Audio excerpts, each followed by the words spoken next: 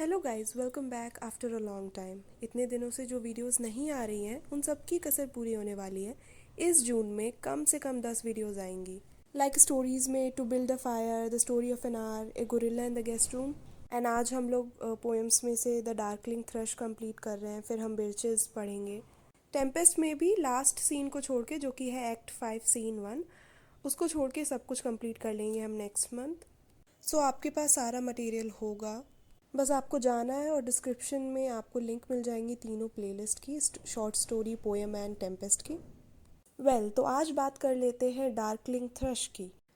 Chapter का जो name है और जो कंटेंट है उसके बारे में हम बाद में जानते हैं। सबसे पहले थॉमस हार्डी के बारे में थोड़ा सा पढ़ लेते हैं।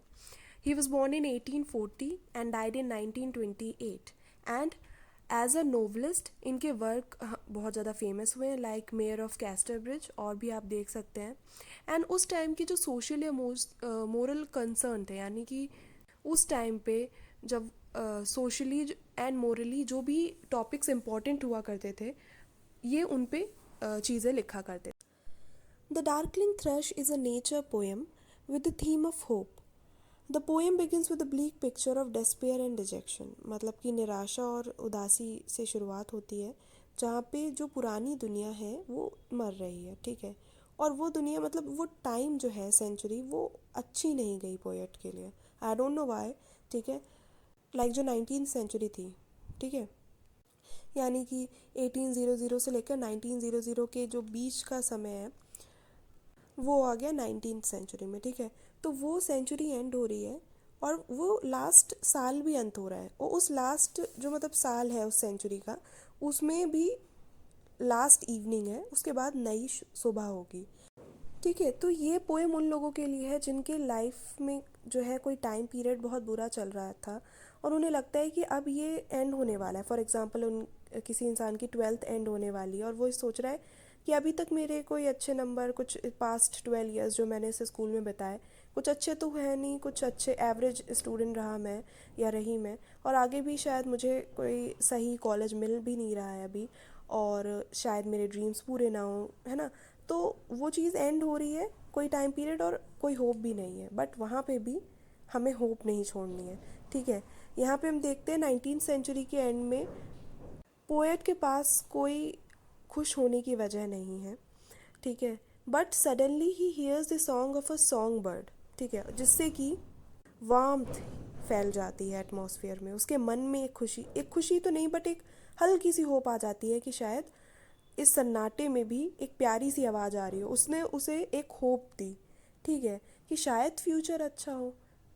नेगेटिव ही क्यों सोच रहा हूँ मैं, कुछ पॉजिटिव भी हो सकता है। पता नहीं है कैसा होने वाला है, कोई श्योरिटी नहीं है, बट शायद अच्छा हो, 50-50 चांस है। थोड़ी ज़्यादा वॉइस अगर आपको बैकग्राउंड की आ रही हो तो आप समझ लीजिए, बिकॉज यहाँ पे आंधी आ रही है इसलिए, ठीक है। द डार्कलिंग थ्रश का मतलब होता है, एक ऐसे थ्रश एक ऐसी बर्ड है, ठीक है, जो कि डार्कलिंग यानी कि एज अ वर्ब देखोगे, डार्कलिंग यानी कि जो चीज़ डार्क होती जा रही है। यहाँ पे एक थ्रश है, वो इवनिंग के टाइम पे गा रही है, और जैसे जैसे रात होती जा रही है, डे का अंत होने जा रहा है, जो 19th सेंचुरी है वो टोटल ख़त्म हो रही है, ठीक है। उस टाइम पे ये थ्रश गाना गा रही है, ठीक है। I leant upon a coppice gate, ठीक है। कोपाइस यानी कि जो वुडन ओल्ड गेट होता है, और लींट यानी कि उस पर ऐसे टेक लगा के, जैसे हम कुछ सोचते हैं ना, किसी रेलिंग के ऊपर हम जाते हैं बालकनी में, ऐसे टेक लगा के थोड़ा झुक कर पोस्चर में सोचते हैं कुछ, तो वैसे ही पोएट भी वैसे खड़ा हुआ है वहाँ पे। और आप देखिए यहाँ पे एटमॉस्फेयर कैसा रखा गया है, वो कोल्ड रखा गया है एकदम, ठीक है। और स्नोफॉल एंड ऑल सारा, मतलब ट्रीज से सारा जो है लीव्स गिर चुके हैं। यहाँ पे ये सब एटमॉस्फेयर ही ऐसा बनाया जा रहा है। यहाँ पे सन भी सेट होता नज़र आ रहा है। क्यों? क्योंकि डार्क जो होता है और जो कोल्ड होता है, ये दो चीज़ें नेगेटिव एटमॉस्फेयर को डिपिक्ट करती हैं, ठीक है। सन हो गया, वार्मथ हो गई, वो सब आपके स्प्रिंग हो गए, ये मौसम, ये आपकी न्यू बिगनिंग, अच्छी बिगनिंग और बहुत पॉजिटिव एटमॉस्फेयर क्रिएट करते हैं। जैसे स्टोरी ऑफ एन आवर में भी स्प्रिंग के थ्रू दिखाया गया है new beginning in life of Mrs Malad, ठीक है। तो वैसे ही यहाँ पे भी तो पोएट कहता है कि मैं कोपाइस गेट के ऊपर तब लीन हुआ जब फ्रोस्ट स्पेक्टर ग्रे थी। स्पेक्टर यानी कि कंप्लीट ग्रे। स्पेक्ट्रम समझते हैं ना, स्पेक्ट्रम जो बैंड ऑफ 7 जो कलर्स होते हैं विबग्योर का। तो यहाँ स्पेक्टर ग्रे मतलब है कि कंप्लीट ग्रे। ठीक है, उसमें से जो ग्रे का पार्ट निकाल लो, एग्जैक्टली वही ग्रे। वैसा जो है फ्रोस्ट जो है, यानी कि जो लेयर ऑफ आइज होती है सबके ऊपर चढ़ जाती है, घर के लाइक ऊपर भी पूरी एक लेयर बिछी हुई है, आपकी कोई कार रखी है उसके ऊपर भी। ठीक है, तो वो जो फ्रोस्ट है लेयर है वो स्पेक्टर ग्रे दिख रही थी। ठीक है, बिकॉज शाम का समय था, उतनी लाइट भी नहीं थी, तो सब कुछ ग्रे ग्रे दिख रहा है। ठीक है, like a ghost, dull grey, जो कि दिखा रहा है कि कितनी डलनेस है वहाँ की लाइफ में। And winter's dregs made desolate. Desolate यानी कि बिखरा हुआ। विंटर की जो लेफ्ट ओवर थिंग्स है वो इधर उधर बिखरी हुई हैं। ठीक है, अब डेसोलेट वर्ड यहाँ बता रहा है लाइक अ डेसर्ट, चीज़ें बिखरी पड़ी हैं, कोई इंसान नहीं दिख रहा है, कोई एनिमल नहीं दिख रहा है। ठीक है, किसी ट्री पे कोई पत्ती नहीं है। ठीक है, the weakening eye of the day, ये जो कोपाइस गेट पे जो ये, या कॉपिक गेट वॉट एवर यू से इट, उस पर जो लीन कर रहा है ना पोएट, इस उस टाइम क्या क्या हो रहा है, मतलब when frost was spectre grey, और जब विंटर के ड्रेजेस जो है डेसोलेट थे, और जब डे का कौन सा टाइम था, weakening eye of the day. Eye, weakening eye यानी कि सन जो है नीचे जा रहा था, वीकनिंग, वीक हो रहा था। ठीक है, पूरा डार्क नहीं हो गया, डार्कलिंग बोला गया है, वैसे यहाँ पे वीक, यहाँ पे जो है ये नहीं, ब्लाइंड नहीं बोला गया है, weakening eye of the day. ठीक है, जब जो है दिन का वो हिस्सा था जहाँ सन जो है वीक होता जा रहा है।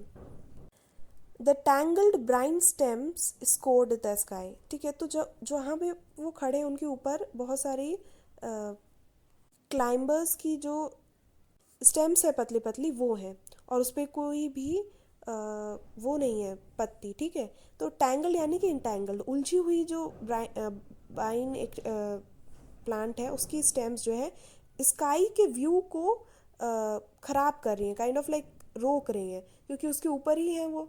ठीक है, जैसे ही वो ऊपर देखता है तो उसके जस्ट ऊपर इधर उधर कहीं जैसे घर पे लगाई होंगी शायद, या जहाँ भी है।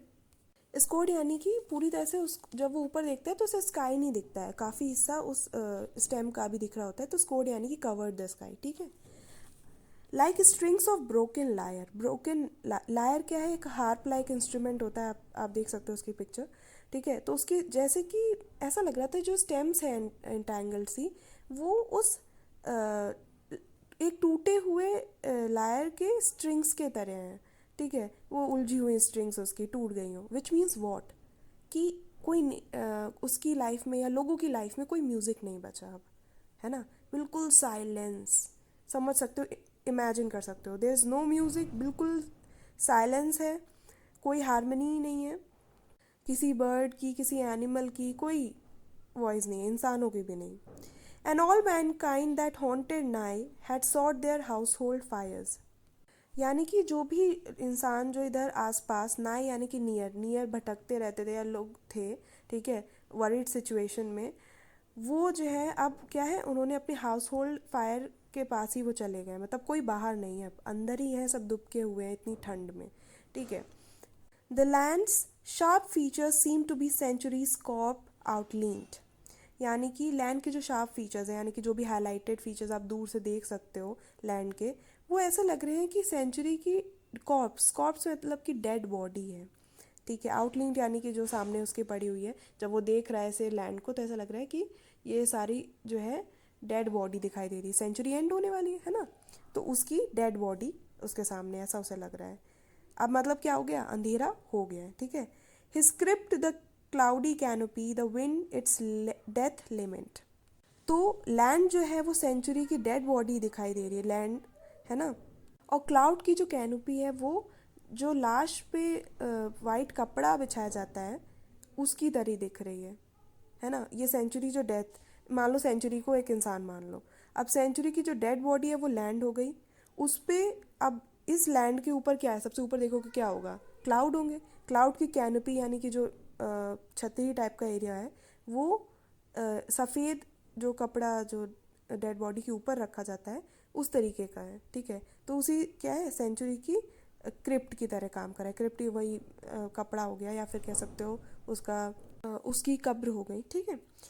The wind its death lament. Lament वो लोग होते हैं जो बहुत ज़्यादा ऐसे चिल्ला चिल्ला के किसी की डेथ पे रोते हैं ना, तो विंड भी ऐसी चल रही है, लग रहा है कि वो इट्स यानी कि सेंचुरी की, सेंचुरी यानी कि जिसे हमने डेड माना है, ठीक है, उसकी उसकी डेथ लेमेंट हो, ठीक है, उसकी डेथ पे वो डेथ पे रो रही हो, ऐसी विंड चल रही है, ठीक है।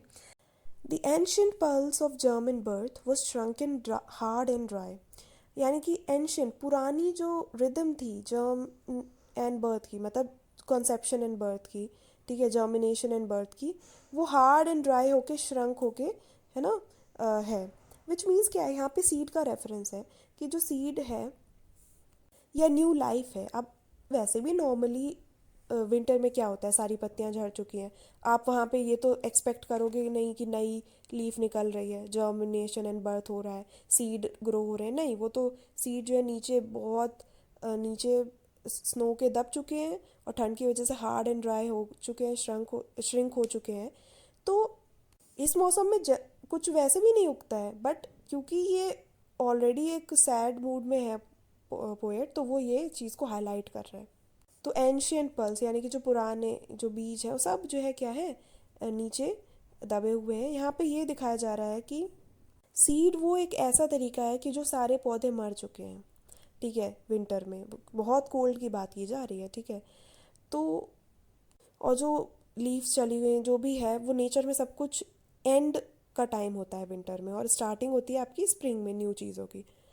तो सीड वो वे है, वो सोर्स ऑफ लाइफ है, ठीक है, लाइफ फोर्स है कि जिससे लाइफ नॉर्मल जो ट्रैक है उस पर आ सकती है, फिर से चीज़ें ग्रो होंगी, है ना, फिर से बर्ड्स आएंगी जो माइग्रेट करके ठंड में किसी वार्म जगह में चली गई होंगी, एनिमल्स भी बाहर निकलेंगे, है ना, रेप्टाइल से आपके बाहर निकलेंगे, इंसान भी बाहर आना जाना उनका चालू होगा। तो नेचर को नॉर्मल ट्रैक पे लाने के लिए जो सीड है जिसके पास ये पावर है, ठीक है, वो क्या है, अभी वो बहुत नीचे दबा हुआ है। And every spirit upon earth seemed fervourless as I. And poet क्या कह रहा है कि जितनी भी स्पिरिट हैं इस दुनिया में, जो जिंदा लोग हैं या जिंदा चीज़ें हैं, वो कैसी दिख रही थी उसे जब वो ऐसे गेट पे ऐसे लीन होकर सोच रहा था, इधर उधर देख रहा था, उसे फर्वरलेस यानी कि लैक, जिनमें कोई पैशन इंटरेस्ट नहीं रह गया किसी चीज़ को लेकर, कुछ नया नहीं है उनके ज़िंदगी में, आप समझ रहे हो ना, थोड़ा सा डिप्रेसिंग सा है ना। एज आई यानी कि जैसा कि मैं था, बिना पैशन, बिना किसी इंटरेस्ट के, मैं जैसा था वैसे ही फर्वरलेस पूरी दुनिया के स्पिरिट्स मुझे नज़र आ रही थी। अब थर्ड पैराग्राफ से आप थोड़ा सा अच्छा फील करना स्टार्ट करेंगे। At once a voice arose among the bleak twigs overhead. जो उसके ऊपर साइड को जो ट्रीज थे जिसमें सिर्फ ट्विक्स ही रह गई होंगी, लीव्स तो होंगे नहीं, ट्विक्स यानी कि जो छोटी ब्रांचेस हैं उसके भी छोटे हिस्से। तो ब्लीक यानी कि वैसे तो दर्दनाक या फिर थोड़ी सी सैड चीज़ है, ब्लीक वर्ड होता है, ठीक है।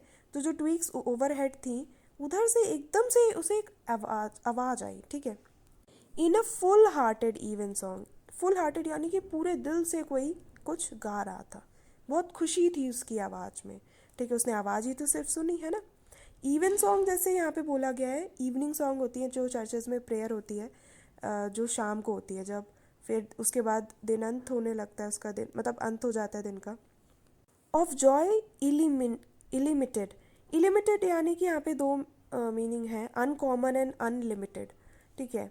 ऑफ जॉय अनलिमिटेड, उस आवाज़ में इतनी ज़्यादा पावर थी, इतनी खुशी की, ठीक है, अनलिमिटेड, ठीक है। एंड अनकॉमन भी है इसका मतलब। अनकॉमन यानी कि नॉर्मली सारी बर्ड्स का क्या होता है कि इतने ठंडे एटमॉस्फेयर आते आते वो माइग्रेट कर देती हैं, कर जाती हैं कहीं वार्म प्लेस पे, बट ये बर्ड यहाँ कैसे इस टाइम पे, ये बहुत अनकॉमन सी बात है। एन एज्ड थ्रश, तो जैसे उसे ऊपर से आवाज़ आती है उस पेड़ की टहनी से, तो ऊपर देखता है वो, तो देखता है एन एज्ड यानी कि ऐसी थ्रश जो कि बहुत बूढ़ी हो गई है, शायद उसकी मौत करीब है। यहाँ पे ये एज्ड वर्ड ये भी सिग्निफाई कर रहा है कि ये सेंचुरी मरने वाली है, शाम भी होने वाली है और दिन भी ख़त्म होने वाला है ना। An aged thrush frail gaunt and small यानी कि weak thin and small. In blast beruffled या बेरिफिल्ड प्लूम प्लूम यानी कि वेदर, और बेरिफल्ड यानी कि जो रफल्ड, मतलब कि डिसऑर्डर्ड बिल्कुल उसके पंख थे, बिकॉज मोस्ट प्रोबेबली क्योंकि वहाँ कोई विंड स्टॉर्म आया होगा जिसकी वजह से उसके इतनी स्ट्रॉन्ग विंड्स की वजह से उसके पंख पूरे उलझे उलझे से थे, ठीक है। Had chosen thus to fling his soul upon the growing gloom, यानी कि एक ऐसी बर्ड जो कि शायद मरने वाली थी, इतनी वीक, उसके एक ऐसी वीक और थिन बर्ड में क्या ही पावर थी कि वो किसी को मोटिवेट कर पाती कि वो उसमें दोबारा होप आ जाए लोगों में।